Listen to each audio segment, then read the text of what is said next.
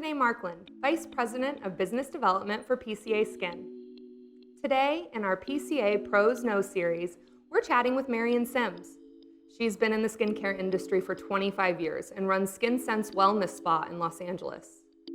Together, Marion and I are going to break down the scientific jargon and common misconceptions around sunscreen to help you feel confident in choosing something that will give you the very best protection.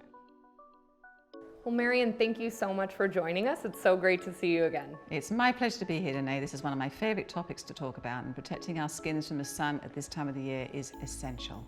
It absolutely is. And it's also confusing, right? So there's so many products on the market and there's so many advances in technologies. Where does one start when it comes to choosing the right sunscreen for them? That's a really good question. I think the place to start is with the SPF number. So look for an SPF 30. That's a very good starting point. That will protect you from the UVB rays, which are the burning rays. Then you need to look for a broad spectrum formula that will protect you from the UVA rays. And what I tell my clients is UVB, burning, UVA, aging. So you need a formula that incorporates both of those things, and that's what a broad spectrum means. I agree with the SPF 30 comment for sure. Even on darker skin tones, and anything below an SPF 30 just simply isn't giving enough protection throughout the day. What's the highest level of SPF that you would recommend? I would say go up to no higher than 45. There've been a lot of studies done that has proven that anything above 45 just gives you maybe 1 to 2% more protection. But with the additional ingredients they put into those formulas, you're risking irritation. And skins these days tend to irritate very quickly. We live in a polluted environment. We want to keep the skin safe and protected from that as well. Absolutely. I've also found that it's a little deceiving and misleading for the patient. They end up thinking that, oh, I'm wearing an SPF 100, I don't need to reapply throughout the day, and I'm covered completely. That's absolutely right, and that is a dangerous risk. No matter what your SPF is, all sunscreens, if you're outdoors, should be reapplied every 2 hours. And sunscreen should be applied 365 days of the year. Incidental sun exposure is amazingly high, and people don't think about that. They think about going to work, they think about being in an office. Don't take the driving to and from the office into account. Don't take popping out to lunch into account or running an errand.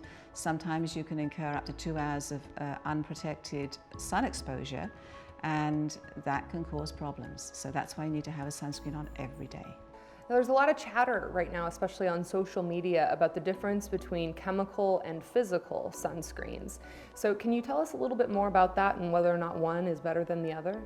Yeah, that's a very good question, actually, Danae.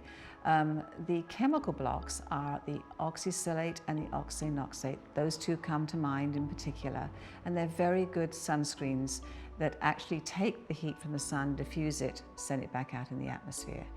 The physical blocks are the titanium dioxide and the zinc oxide, and what they do is they just diffuse the heat from the UVA rays and UVB rays, and therefore your skin is protected. Quite honestly, one is not really better than the other.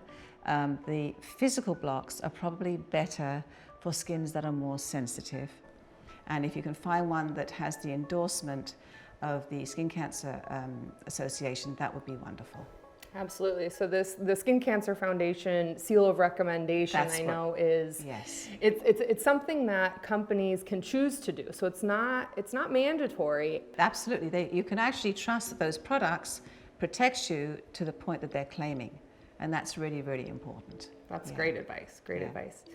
Now, we spoke a little bit about what you might find in the different types of sunscreens that are out there, but there's all different kinds. So you've got your sport sunscreens, and you've got moisturizers with SPF, and there's makeup with SPF. So tell me a little bit about how we figure out which one or which group of products are going to be the best for our lifestyle. Right. So there are tinted sunscreens, which are very good and fairly new, actually. They're kind of a step up from tinted moisturizers, and I just want to mention that's a really important factor for consumers to know. A tinted moisturizer is not the same as a tinted SPF, and I think that most of us like two-in-one products. So if you can find an SPF that's also moisturizing, that's one less step in the morning. I So there's love lots to. of choice out there, yeah. lots of choice. Absolutely. Absolutely. Who doesn't want to skip a step every morning? Absolutely. Maybe get an extra 5 minutes in, right? Yeah, exactly. Excellent. Well, what would you say is the #1 tip that you give to your patients?